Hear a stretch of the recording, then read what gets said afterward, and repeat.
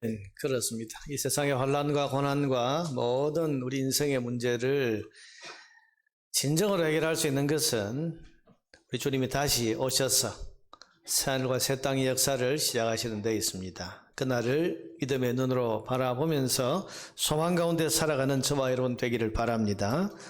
전 세계에서 가장 빠른 백신 접종을 해서 그 효과로 방역 조치를 해제하고 이제 마스크를 벗고 축제를 벌였던 나라가 이스라엘입니다. 그래서 전 세계에 부러움을 샀었지요.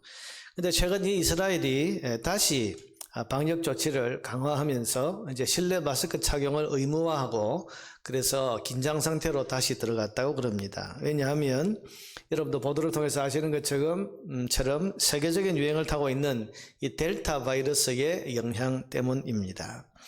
이 델타 바이러스는 작년 한 10월경에 인도에서 발견된 이 코로나 바이러스의 변종인데 이것이 다른 변종보다 훨씬 더 강력한 전염력을 가지고 전 세계에 크게 지금 유행을 하고 있다고 그럽니다.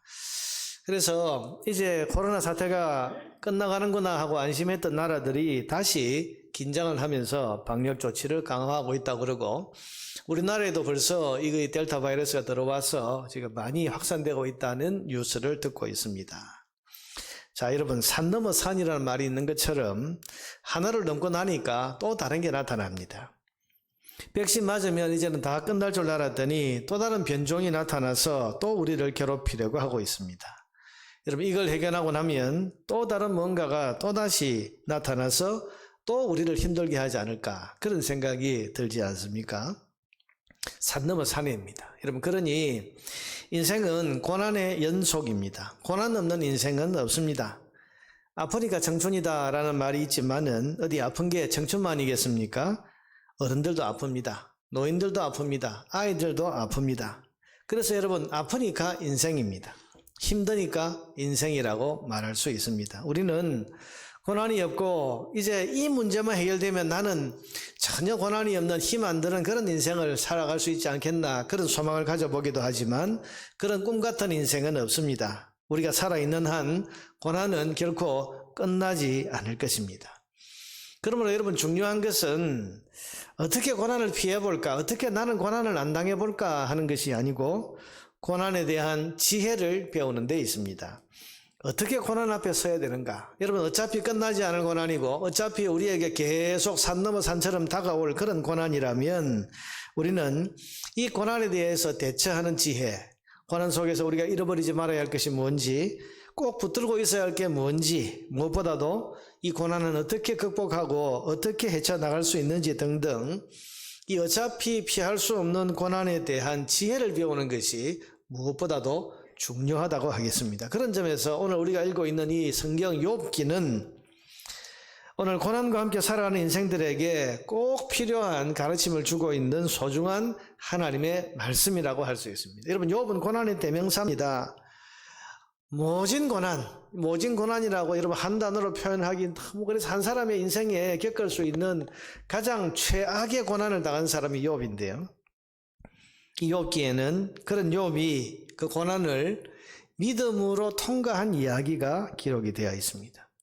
자, 여러분 잘 읽어보면 이 욥기는 고난을 욥이 이겨냈다라기보다는 견뎌냈다, 통과했다라고 말하는 것이 훨씬 더 어울립니다. 여러분, 욥이 고난과 싸우지 않았어요. 고난을 극복하고 이겨냈다 그런 이야기가 아닙니다.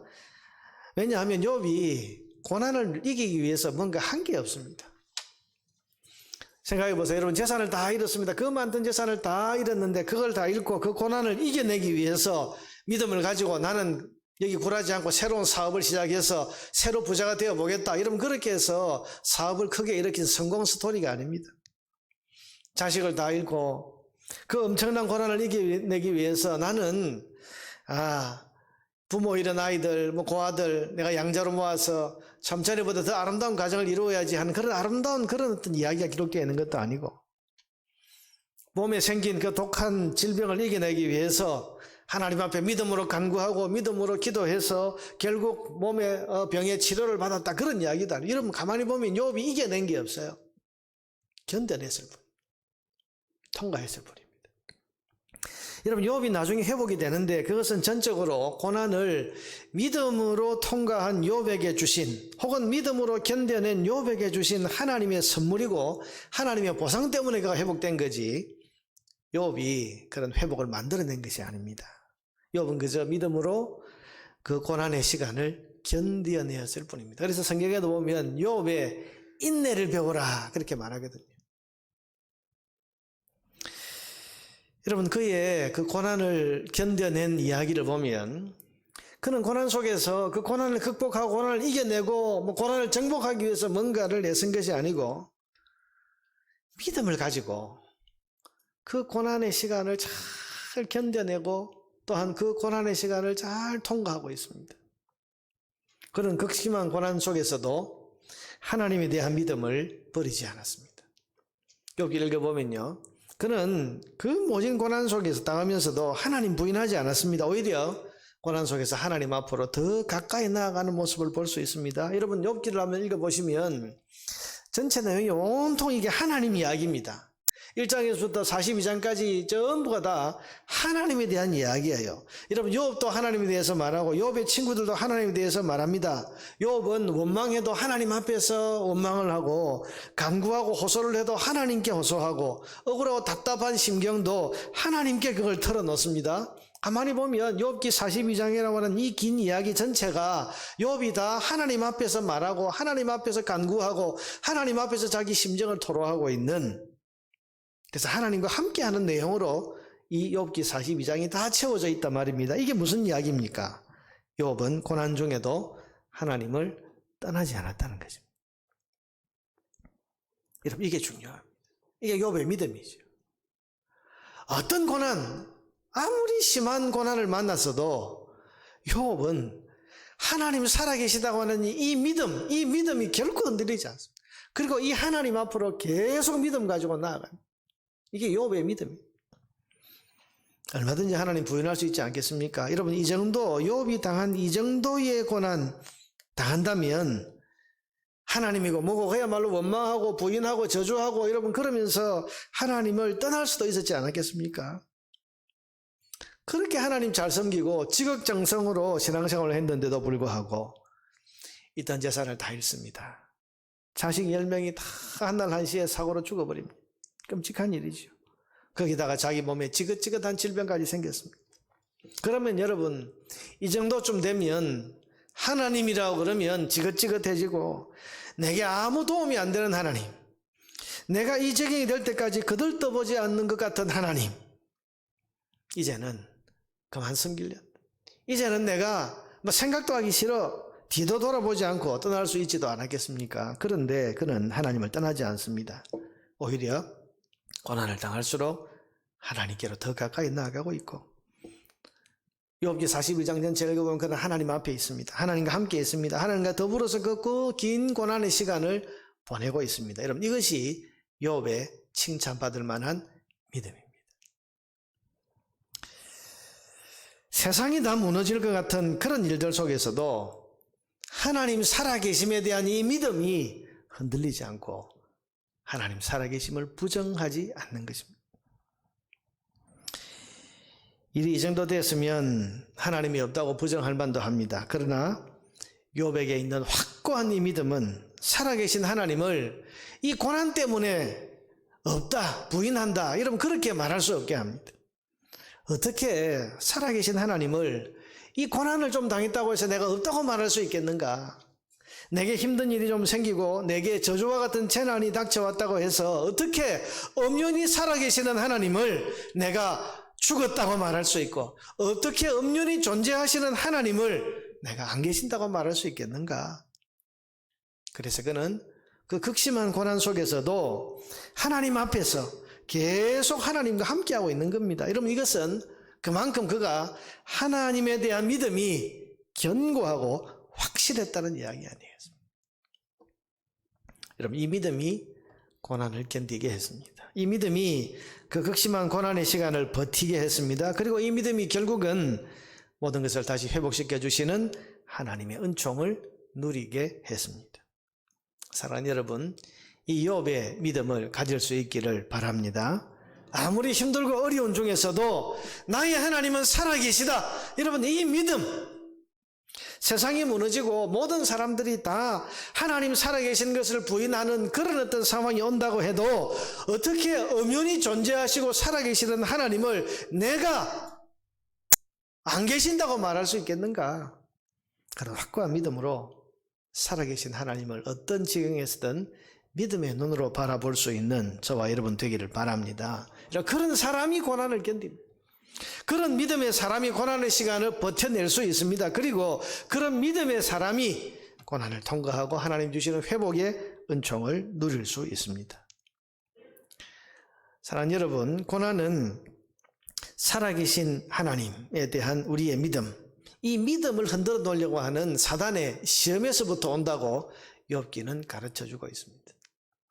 욥기 1장 9절에서 11절을 보면요, 거기에 욥의 고난이 시작되는 그 상황 배경이 설명이 되어 있습니다.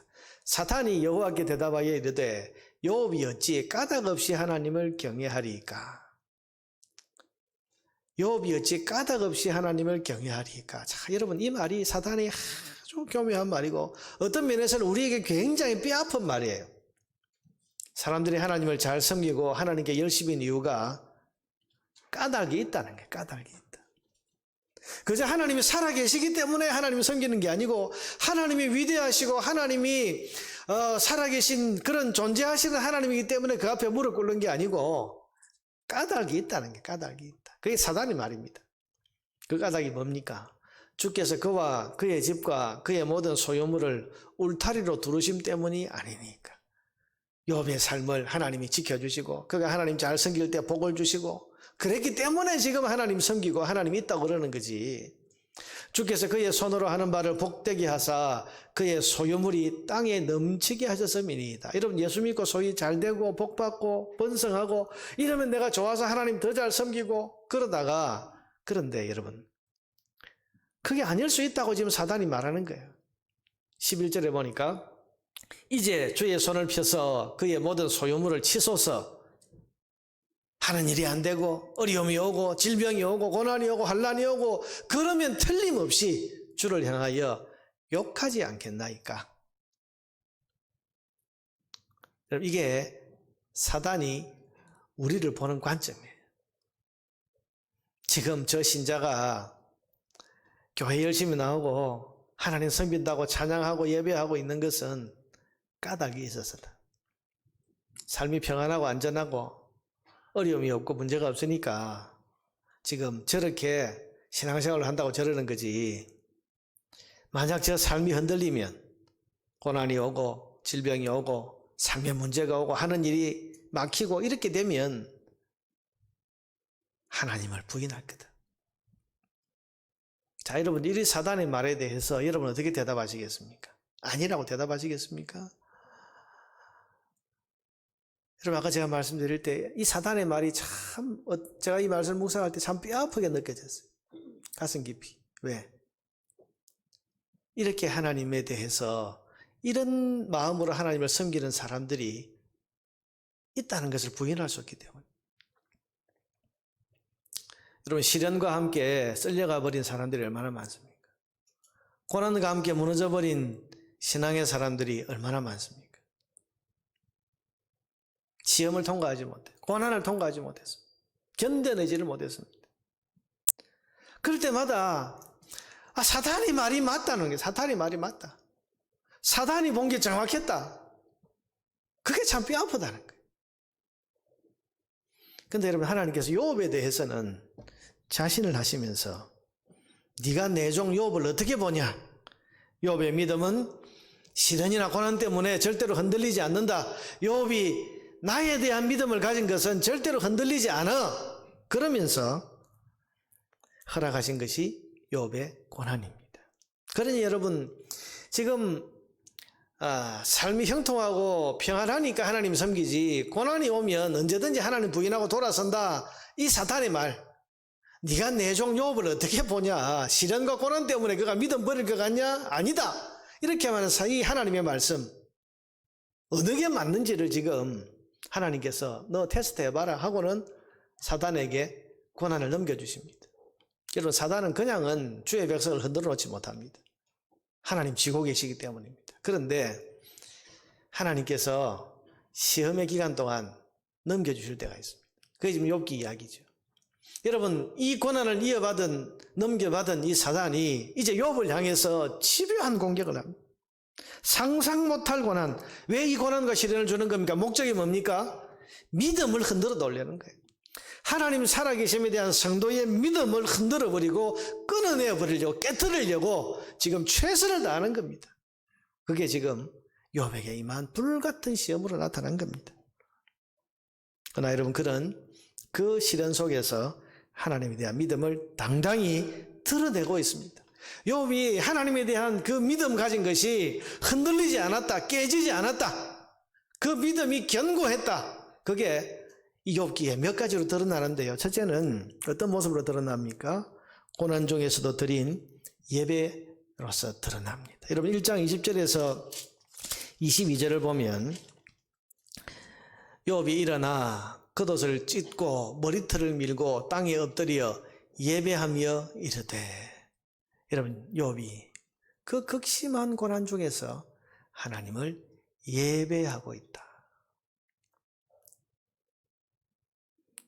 여러분, 고난을 당하면 지금 상상 못할 재산 다 잃어버리고 생때 같은 자식 10명 한날 한시에 사고로 다 잃어버리는 이 슬픔, 찢어지는 가슴.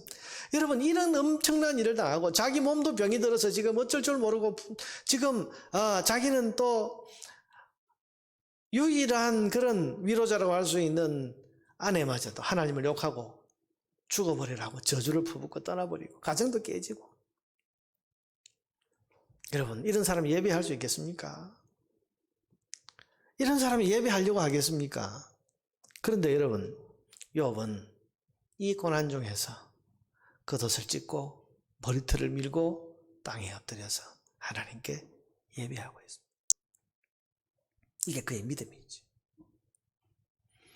이르되 내가 모태에서 알몸으로 나와 싸운즉 또한 알몸이 그리로 돌아가올지라. 주신 이도 여호와시요 거두신 이도 여호와시오니 여호와의 이름이 찬송을 받으실지니이다 하고. 22절, 이 모든 일에 욥이 범죄하지 아니하고 하나님을 향하여 원망하지 아니하니라. 여기에 욥의 믿음이 있지 않습니까? 그는 하나님이 살아계신 것을 믿었습니다. 비록 고난이 왔지만은, 지금 환난이 그에게 닥쳤지만은 하나님이 살아계신 것, 이건 지금 부인할 수 없는 믿음이에요. 그래서 좋은 날에도 예배했지만은 고난의 날에도 예배합니다. 기쁜 일과 형통한 일, 즐거운 일을 가지고도 찬양했지만은 고난과 시련과 가슴 아픈 일을 가지고도 하나님 앞으로 나아가서 그 아픈 심정을 호소했습니다. 여러분, 여기에 주신 이도 여호와시요 거두신 이도 여호와시요 하는 이 노래를 욥이 어떤 심정으로 불렀겠습니까? 여러분, 자식 다 잃고 저는 다 잃고도 모든 걸 초월한 사람처럼, 그래 하나님 다 하는 거니까, 하나님 가져가셨으니까 괜찮아, 여러분 이렇게 즐겁게 불렀을까요? 아닙니다. 만약 그랬다면 여러분, 자식 죽고 재산 다 잃고 했는데도 불구하고 허허 웃으면서 그런 거지 하나님 건데 여러분 이렇게 말할 수 있다면 그 사람은 광신자, 그러면 맹신자예요. 20절에 보니까 그는 옷을 찢었다 그랬습니다. 옷을 찢었다. 겉옷을 찢었다. 무슨 말입니까? 마음을 찢는 거죠. 비통한 겁니다. 머리털을 밀었다. 극도의 슬픔입니다. 여러분, 비통한 마음과 극도의 그런 아픔을 가지고 하나님을 예배하고 있다. 여러분, 이 예배는 뭡니까? 이 예배는 비통하고 가슴이 찢어지는 슬픔의 마음을 하나님께 가지고 와서 하나님께 그 마음을 드리는 것입니다. 손양은 목사님 이야기를 우리는 잘 아는데요. 여러분, 그 참 생명같이 아끼던 아들 둘을 공산폭도의 손에 의해서 잃었습니다. 우리가 잘 아는 대로 그 두 아들의 장례식에서 손 목사님이 10가지 감사를 했다. 우리 모두 감동을 받습니다. 근데 여러분, 그 10가지 감사 중에 이런 내용이 나옵니다. 미국 유학 준비하던 아들이 미국보다 더 좋은 천국에 갔으니 감사합니다. 자, 여러분, 이 감사를 이 손 목사님이 어떤 마음으로 했을까요? 아이 그래 뭐 천국 갔는데 뭐 아유 뭐 미국보다 더 좋은 천국 갔는데 뭐 할렐루야 좋은 일이야 이러면 이렇게 했겠습니까? 아닙니다. 자식을 잃은 아버지의 찢어지는 가슴이 어땠겠습니까? 그 막내딸 그 손동희 권사님 간증을 들어보면 이 감사를 하고 난 그날 저녁에 아버지가 혼자서 그 빈 방에서 통곡하면서 울었다고 그래요. 그럼 여러분 감사하고 집에 와서는 통곡하고 이거 위선 아니냐? 아닙니다. 그런 이야기 아니에요. 그 감사가 도대체 뭐냐는 거예요. 그 감사는 아프고 아픈 마음을 살아계신 하나님은 알아주신다고 생각하고 그 마음을 하나님께 드린 것이에요.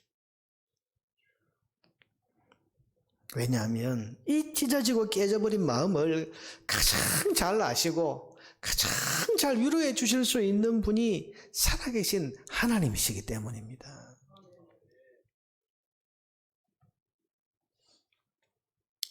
나는 마음이 불편해서 예배 못 드리겠어요. 나는 마음이 요즘 괴로워서 예배 드리기 힘들어요. 그래서 예배를 좀 빠지겠어요. 여러분, 뭐 그런 분들이 있습니다. 뭐 그럴 수 있다고 생각합니다. 근데 여러분 아니에요.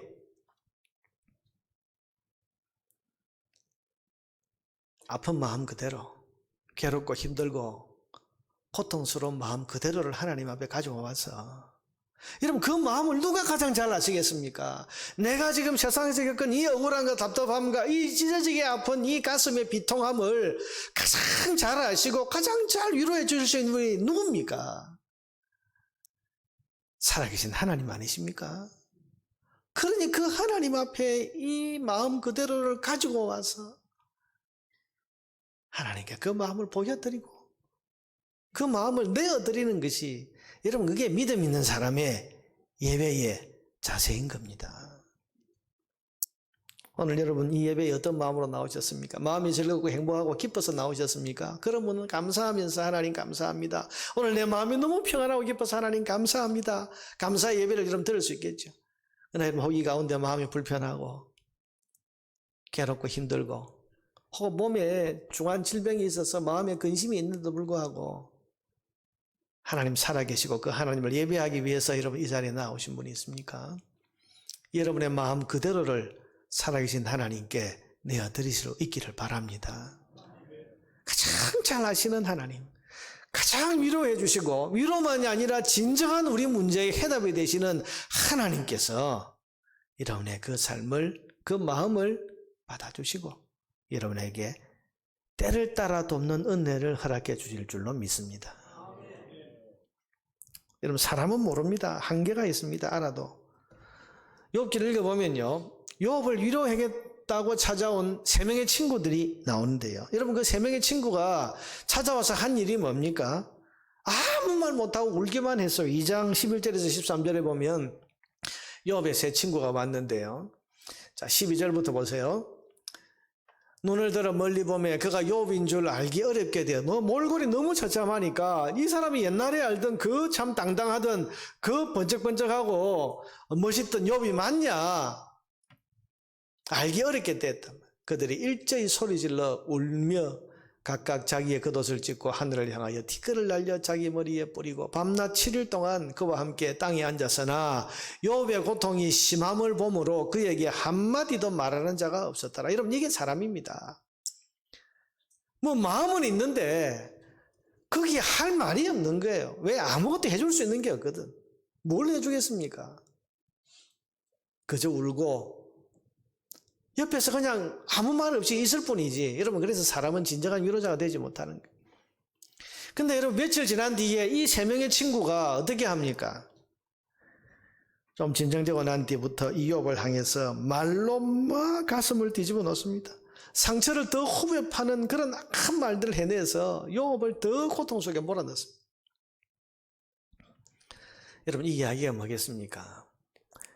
우리가 고난당할 때 우리의 약함과 고통을 아시고 진정으로 우리를 도우고 위로해 주실 분은 오직 살아계신 하나님뿐이라는 것을 우리에게 보여주는 것입니다.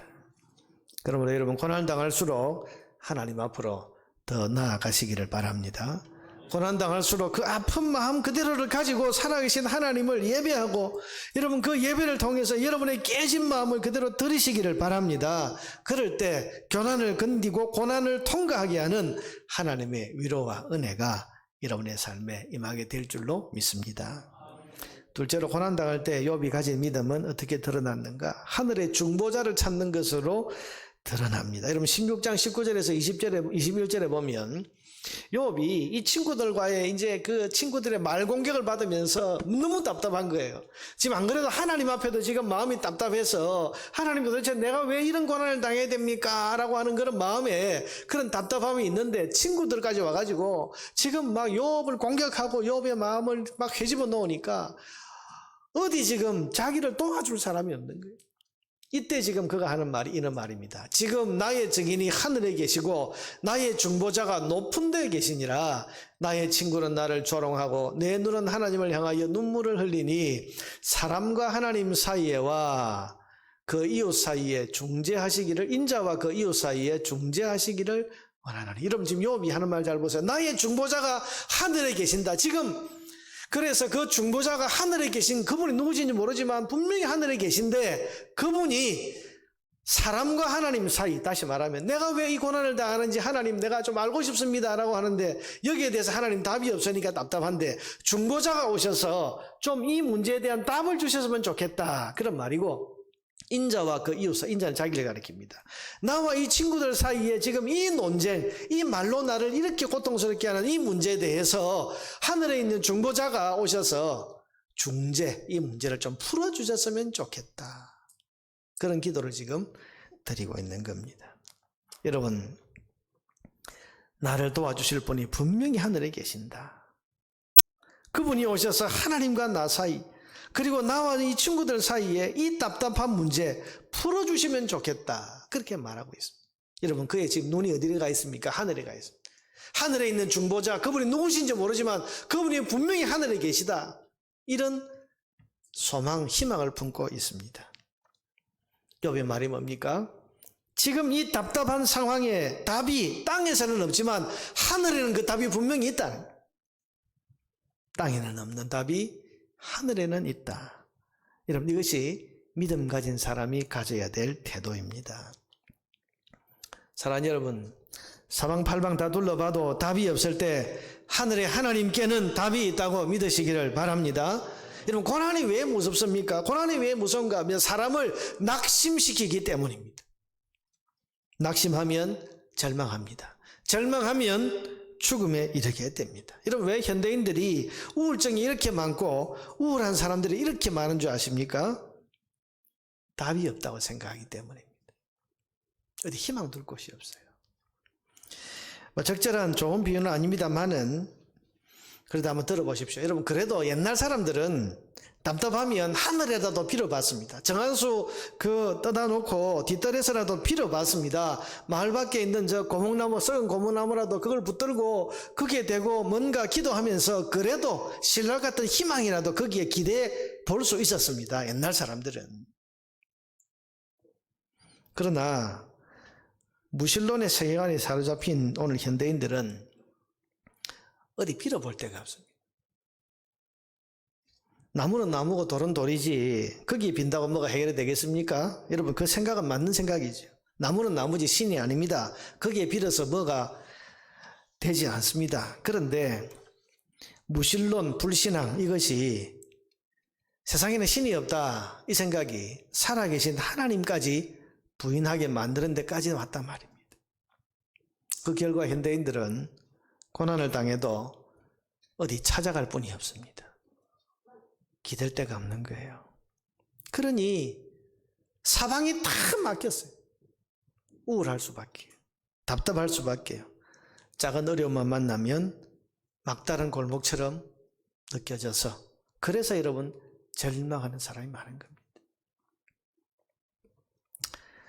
그러나 여러분, 하나님은 살아계십니다. 살아계신 하나님께 답이 있다는 사실을 믿으시기를 바랍니다.